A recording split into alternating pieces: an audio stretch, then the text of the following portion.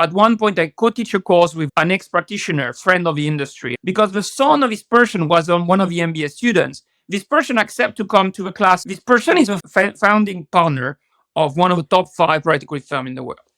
During the presentation, we explained that they're all a bunch of geniuses, because that's what you do. You come to a student, here's how private equity works, and I'm going to explain to you why we are just pure geniuses, right? On top of that, he might have insisted on this, given that his son was in the audience. Any student asked that question. You've been saying like how the industry on average does well and how you guys are geniuses and so on, but what is your performance? And then the guy just says, we have 30% return a year. Warren Buffett is at 18, right? The S&P 500 is at 12. And this guy just casually drops, look, we're at 30%.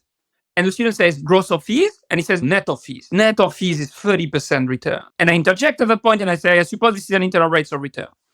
And he says, yes, it is. But our multiple of money is also extremely good. Okay, so that's a bit more interesting already. It's a bit harder to manipulate. So how much is your multiple of money? And he says 2 times. That's good. It is not shocking, but it's good.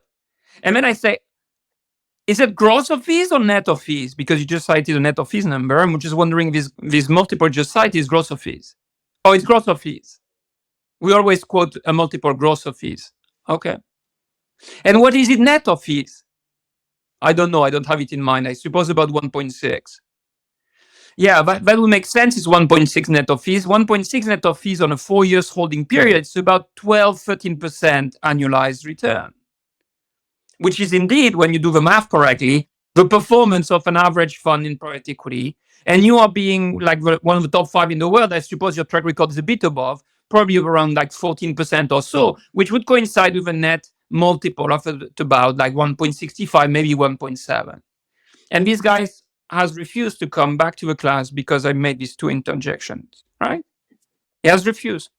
You would think it's first pretty innocent, and 2, for the benefit of the students, it was probably quite important to make this remark and putting a bit more context and understanding around the numbers this guy was dropping, right?